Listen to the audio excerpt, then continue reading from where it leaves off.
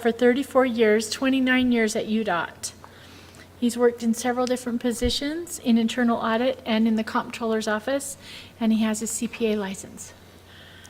We scared off 3 already, Good. Jimmy. Success. He's going to talk about what their reviews cover, what they look for, what they find, and how and when to contact internal audit. So with that, we'll turn the time over to Jimmy. We have roles, I'll pass them around. Okay, Do you want him to move up? they're fine. Okay. After all, I have an auditor on the back row. He can watch everybody back there. When I was asked to do this presentation, I says, now, what is it that we do? Who are we? And what are our qualifications? So I'm going to first of all start off with the bottom one. Everybody in my office is a grandfather. Oh, that's not a qualification to be part of internal audit. That's just something that has happened over time. So here shortly, we're going to have a lot of people retire and get a new staff in there and have a little bit of a new look. But don't plan on that happening too soon because we enjoy what we're doing.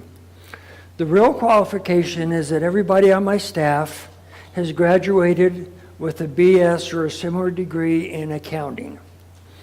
We have 3 CPAs on the staff. We have a staff member that has an MBA. Paul, you have what? The CF? Okay. And so we have some diverse qualifications. My predecessor was a CIA, which is a certified internal auditor. It looks good and it does help us in what we're trying to do and what we're not trying to do. As I talk with my counterparts in the other 50 states and District of Columbia, there are some CIAs that have this position. There are some CPAs, and there are some people that just have a BS degree in accounting and have worked up in the system and have graduated. So the requirement to be a CPA or a CIA is basically a state-by-state and executive director decision. I think that covers that one. What other direction?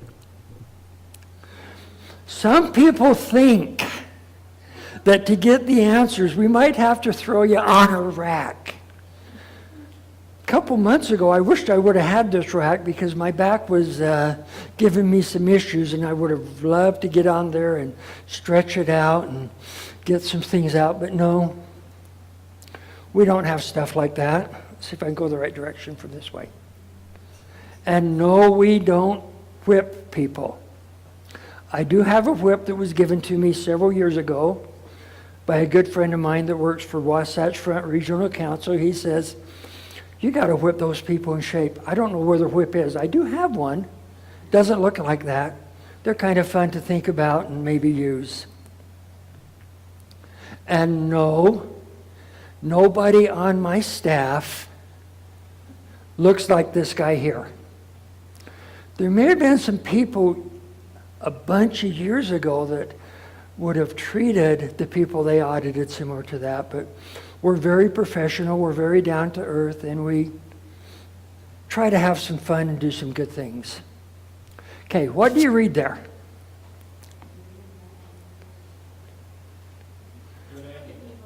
There's good and there's evil. In our job, we see a lot of good, and we see evil as well. And so we have to work, and we do our best to deal with it. Most people see the evil first. Auditors will go out and look for the evil before we look for the good. But we want to find a whole lot more good than we find evil.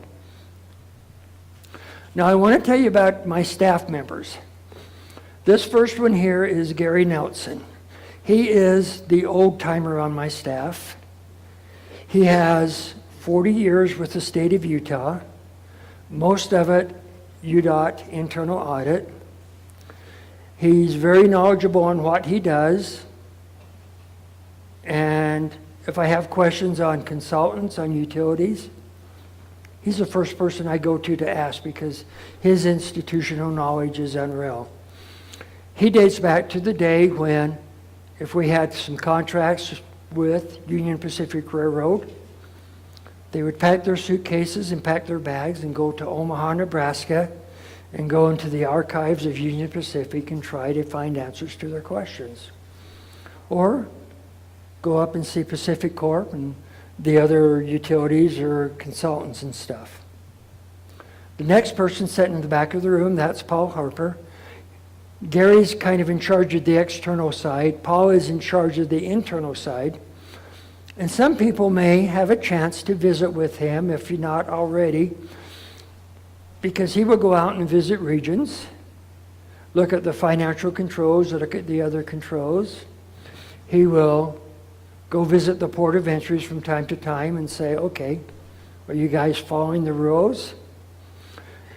One of his most recent assignments was to go visit our airplanes at Aeronautics and look at some stuff there. There were some legislative issues that Linda wanted some more information on. And so we went out to say, how is UDOT participating in the registration process of all the private airplanes in the state?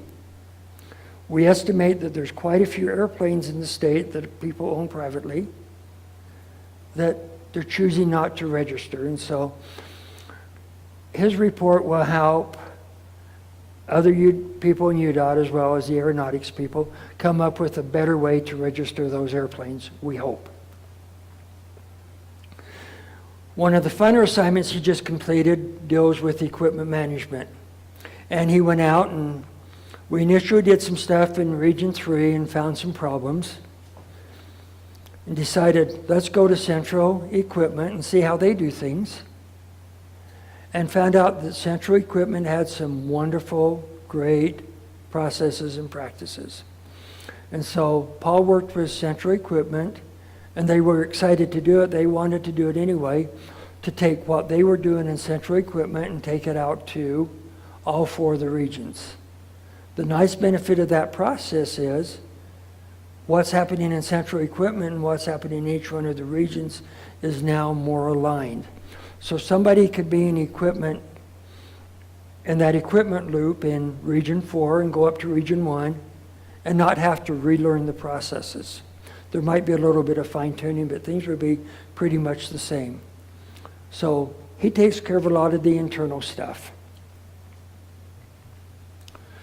Paul Judd has been with Internal Audit for 30 years. He's one of those people that was hired as an auditor 30 years ago and is still doing basically the same thing. He's now specialized in utility and more specifically consultant engineering audits. And I'll talk about that a little bit more later on. We have John Myers. He does a little bit of everything. But his greatest help to me is I'm a rotten technical writer.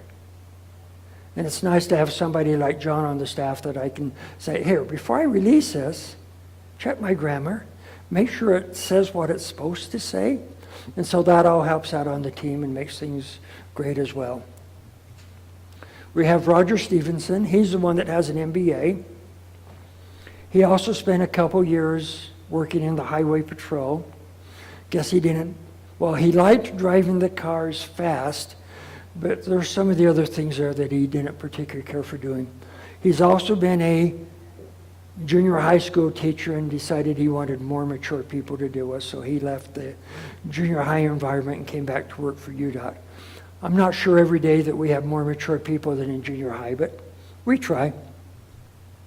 Rick is over here. I was very fortunate 4 years ago to steal him from the comptroller's office because he's brought some fun information and knowledge on how to get information out of the finance system and other data warehouses and stuff like that that the state has. And so that allows for a lot of fun things there. And so that's my staff. And as I was trying to decide, what do I want to say, I want people to know that I love internal controls. All auditors love internal controls. We want to make sure that things are happening the way they're supposed to. And there are 4 interesting functions that usually happens on the financial side. They are entry or recording transactions, authorizing or approving those transactions or payments, custody of assets, and reconciliations. And as much as people would like to be in charge of that whole process, internal control says we have to break that up so that it goes through 2, 3, or possibly 4 hands. Because if one person was doing the whole thing, that one person would have lots of opportunity to put a few things in their pocket and to run and hide and to get rich.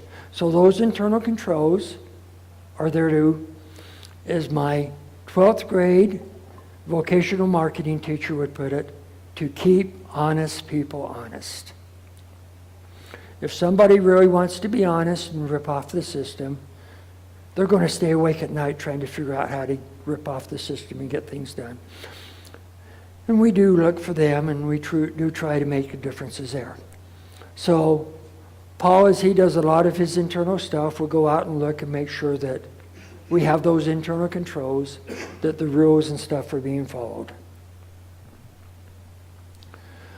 Some of the helps we have, we are members of AASHTO and WSHTO. They have an audit subcommittee. Does anybody here not know what AASHTO and WSHTO are? WSHTO is basically the western states, and once a month I have a conference call with my counterparts in all those western states, and we talk about whatever the burning issues are. When those conference calls started 3 years ago, there were a lot of burning issues, but like anything else, we're working through quite a few of them and get them down. As part of my AASHTO thing, we have a consultant audit guide. So if we go out and audit consultants like HDR, Horrocks, Civil Science, and all these other places, they give us an audit guide that we can go out and look at. But more important, that audit guide is for CPA firms who go out and audit the consultants and then send reports in that we get to look at and review and make sure the information's right. We partner with consultant services on that because Mike Hanny up in consultant services is the point person on reviewing those informations that come in from the consultants to make sure the information is valid and good. The AASHTO committee has also recently issued an internal audit guide.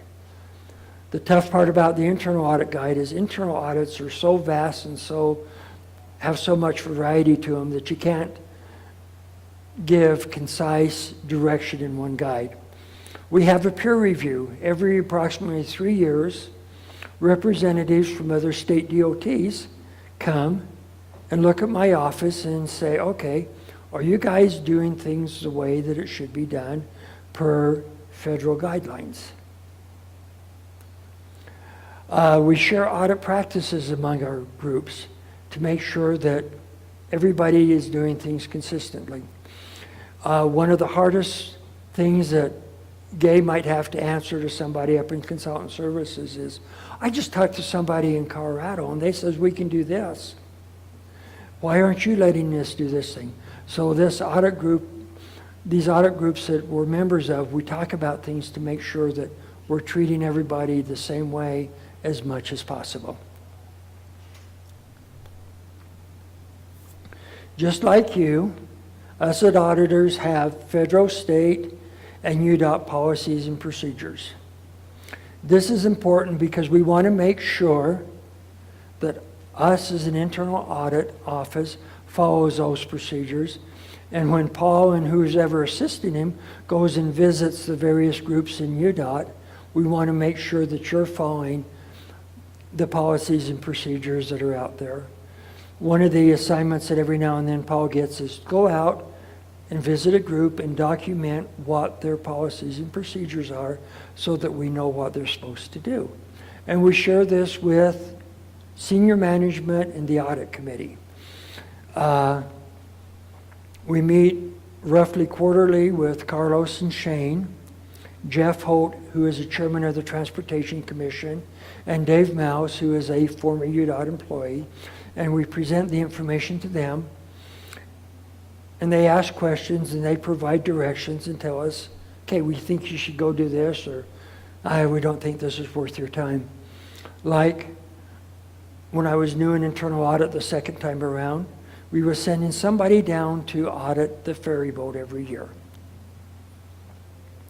And they got to the point of saying, okay, we're going to change the contract so that audit is no longer important. We're not worried about ferry boat operation. Well, we're worried about ferry boat operations. We're just not concerned about the money they're getting because we have enough controls in it to protect UDOT to make sure they're just getting what they should do.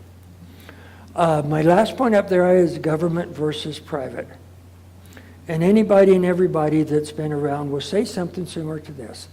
If I have my own private business and I wanted to hire my friend to come and remodel the building or repave the parking lot or whatever, it's my money. I can spend it how I want, and I don't have to worry about what other people have to say about it because it's my money. But we work for a government. And so as government employees, we have other government employees that are watching us. We have the population of the state of Utah that's watching us, and the legislature. All these people are bosses. So we have to make sure we follow the millions, it seems like, policies, procedures, and everything else to make sure that we're competitive bids, buying on contracts, and everything else. There are reasons for it. We just don't want to say our best friend can have our business. It's got to go to whoever deserves it the most. Or sometimes, maybe not, but that's another story. Our utility reviews, we go out and review companies like Rocky Mountain Power or Pacific Corp, or 100 years ago when I first started in internal audit, it was Utah Power. It's gone through a few name changes, but it's still basically the same company. Questar, Comcast, and our favorite, Union Pacific Railroad. Not really. The railroad sometimes when we're working with them feels like we are our own entity. We are as important and as mean as the federal government. So what we say goes, and you as a state have got to follow what we have to say. And so there gets to be a few battles every now and then with the railroad, but we try to win most of them.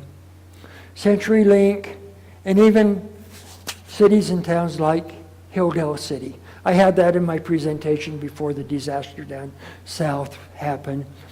But we have had a couple audits where we went in and had to pay Hilldale City some money for moving some of their local utilities. And other cities is that same category. Some of the consultant firms that we audit, Civil Science, Michael Baker, T Group, Horrocks, H.W. Lochner, JUB Engineering. There's probably 100 different possibilities of different engineering firms that we can go in and audit and look at depending on what we need to do. And what do we look at when we do these audits? The first thing is we want to make sure, whether it's a utility company or a consulting engineering company, is they haven't started work and they're not going to bill us before we says, you can start work on this project. That's a federal requirement. They have to have that notice to proceed before they can start billing us. We look at the budget that they established up front as they were going to come in and do the project, and we do a budget to actual comparison to say,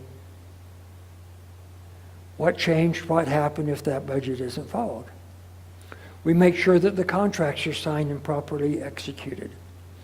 We look for, make sure that they bill actual cost. Something different that works on the consulting, engineering, and utility companies is they're not supposed to put profit and other stuff in their bids. They're supposed to bill UDOT the actual cost and nothing more, except for consultant company. The people who are negotiating can negotiate a fixed fee, which can range roughly from 9 to 12%, and that represents their profit and everything else that they can charge. Utility companies, there's no profit in what they do, so we want to make sure there's some actual cost. We want to look for support for these billed costs, which sometimes means that we find unallowable cost. And if you look at FARs, there's a whole gigantic list of things that are unallowable. Advertising costs, legal costs, sometimes are, sometimes you're not. Entertainment costs. They used to try to bill us for parties that had alcohol served at them. Alcohol is expressly forbidden under federal laws. So we used to find all sorts of these exceptions. But now they're wising up and they're realizing, hey, we're going to get in and we're going to look at the support for these costs and we're going to weed them out and make sure that you're just billing what you're supposed to bill. Some of the internal reviews that Paul's completed or helped with is we have inventory observations. As part of our state financial statement, they want to have a value of what our salt pals are, the nuts and bolts that we have, and all these other materials that are spread out throughout the state. And so each region, and plus an area in the central, is responsible for doing an annual inventory. And sometimes my auditors will show up announced to these locations where that inventory is going on. They're not supposed to count them, they're just supposed to observe and make sure that the inventory is done correctly. Sometimes we look for neatness of the shed and other things like that. And so we want to make sure that we have a good quality product on that inventory. The state auditor's office will send somebody out for the warehouse there at the complex, and sometimes we'll send somebody out to remote locations to check that out. And so we coordinate with the state auditor's office to make sure we don't show up at the same location. We've looked at PCARs, and like I mentioned before, we've gone out to port of entries, regions, and then we have all sorts of special requests that come in. Makes it kind of fun and kind of interesting because some days we don't know what's going to happen on the internal side and get to go have some fun doing it. Most of what we do is not considered a full-fledged audit because we don't express that type of opinion, but we do follow Yellow Book standards in issuing those on the reviews. On the internal side, we're going to ask, what laws and rules and regulations are you supposed to follow? Are you following them? Are you doing what you're supposed to do? Making sure adequate internal controls are there. And like I mentioned before, we look for best practices. Because if we find one area that's got a best practice, whether that be in the permit process or in the equipment management process or someplace else, we want those best practices to be used department-wide so that everybody learns from them. A few years ago, we was asked to work with an outside consultant to look at the change order process. And they brought in some wonderful suggestions. A CPA firm was actually hired, and they brought in some wonderful suggestions that improved that change order process on the construction side. And this next year, we're going to go out and pull a couple of those change orders and say, are you doing what you said you're going to do on making those change orders happen? Again, best practices. Now, to kind of wrap things up, another thing we look at is for fraud or illegal activities. Any and every auditor will look for fraud and illegal activities. When auditors fail to look for these things, the auditors can suffer liability and problems. A few years ago, you had a company by the name of Enron that there was a lot of fraud and illegal activities going on. It went bankrupt, and it cost a lot of investors millions and millions of dollars because of those bad practices. At UDOT, we want to make sure those bad practices aren't happening. We want to make sure that everybody knows that fraud and illegal activities tie into deliberate deception to secure unfair or unlawful gain. And also to let you know that UDOT does have a fraud policy, and I put the reference up there because we want employees who see fraud or think fraud could be there to report it to the appropriate people to get it taken care of. And thank goodness with the awareness we have Every time the state auditor's office asks me, are you aware of any fraud or illegal activities? I can honestly say, no. I've ran into a few foolish people and a few foolish practices, but nothing that would hit the ranks of being deliberate deception to secure unfair and unlawful gain.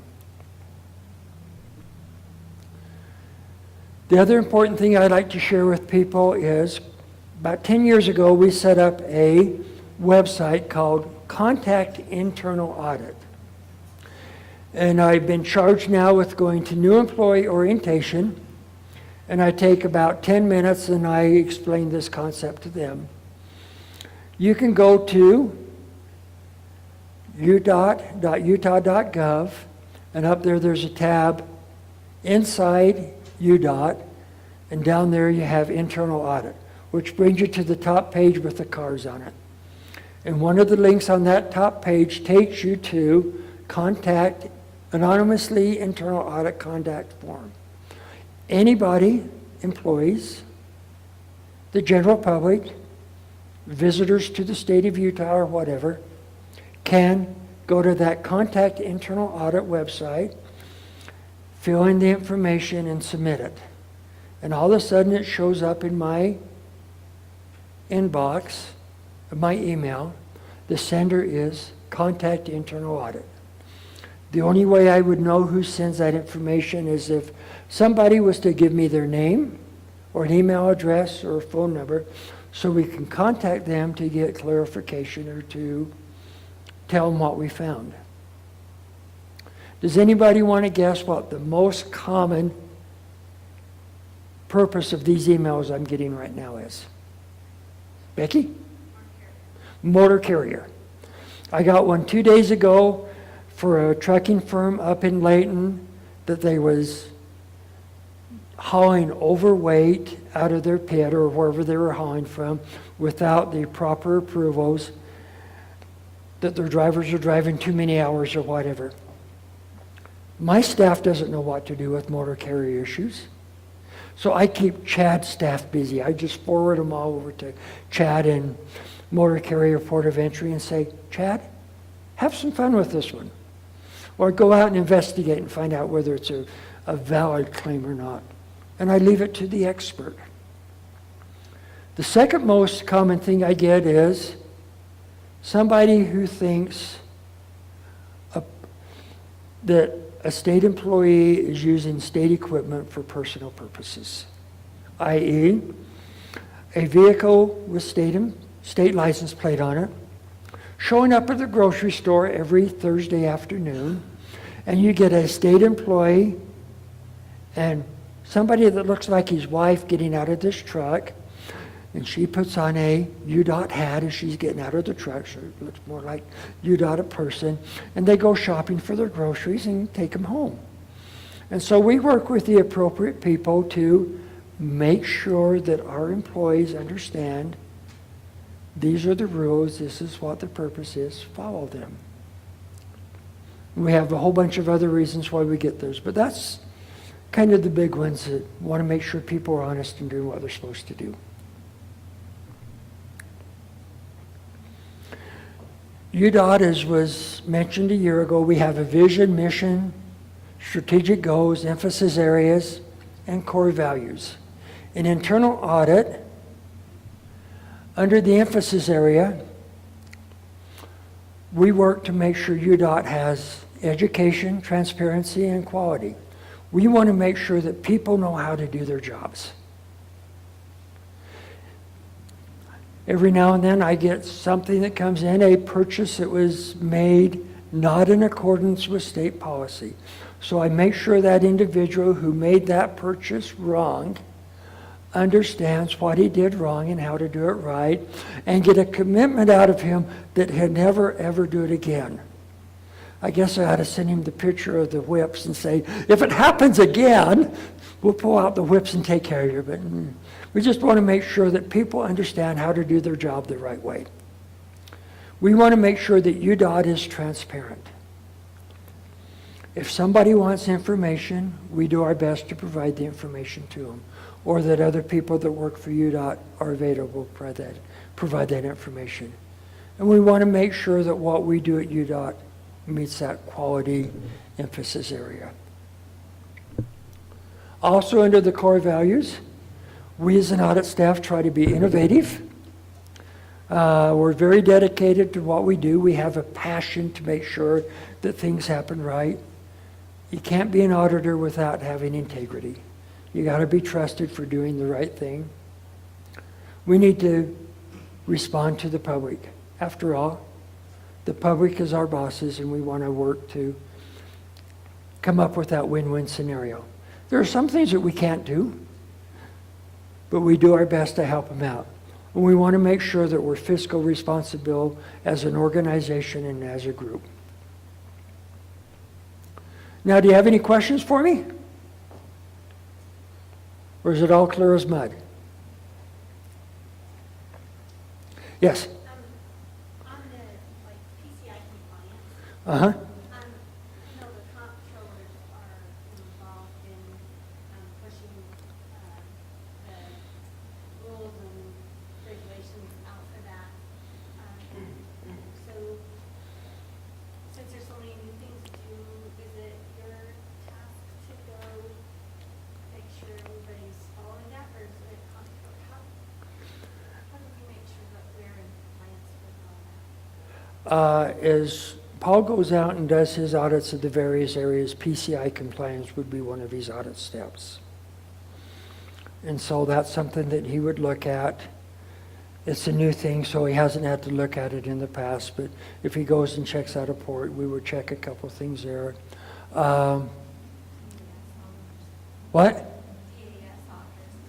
DAS auditors as well, so there's other people that go out and look at it, so there's 2 or 3 different groups that are watching that, so. Would you coordinate with them? Uh-huh. Yeah. We find that the more we can coordinate with others who are doing similar type things, the better off we are. Yeah. So like, at the Port of Entry, when we were, putting in our credit card years, Mm-hmm. and we're evolving all the time. But a lot of times when we're talking about how we should do things or what we should do things, we throw out the, well, how does the liquor, how does the liquor store secure their swipers and stuff like that? So you mentioned best practices. Is that, like, do you have that information, or is there like some place to go? Do you post your best practices? We haven't posted them up at this point, and that's something we haven't really done much work in. And so right now, probably the best source would be the DAS auditors and what they're doing and what they're finding in other agencies. It's new to us, and we're just kind of on the tip of the iceberg on that one, but great question. Any other questions? Okay, so to finish up, I want you to know that we are a member of PETA. This below, you see up there at the top, it says PETA by the guy with the backpack. Underneath it, it says, "No, they're next door. We're people for the ethical treatment of auditors." So our PETA group is people for the ethical treatment of auditors. I would guess that in Becky's group, they would want to have a PETA group for people for the ethical treatment of accountants. However, I do have something that Becky doesn't have at this point. I work with people and we try to come up with a fun win-win scenario.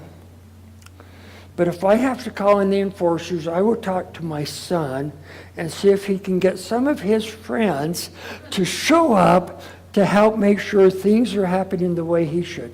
My son is number 77. And just a trivia comment here, he's playing down at Snow College. Snow College is ranked number 3 in the nation, so we're even ranked higher than the U is at this point. Just because it's a junior college ranking doesn't mean anything to us important people who are following it. And so, following him in his games, I've had a lot of opportunities to travel on a lot of Utah roads, as well as Arizona, Nevada, California. I enjoy driving Utah roads more than I do most of the other roads. And we drove a stretch of road in California, US 95, for over an hour. And it was up and down. I think it was designed about 1956, 57. And the only thing they've done is laid new pavement on top of it. No passing lane in this hour of driving it, and I was just so happy to get off that California road. I never have a desire to drive it again. Utah is a great place to be. I enjoy working for UDOT. If you have any questions afterwards, come up and ask me. I don't know how I did on time or anything else, but this is all I have. Thanks.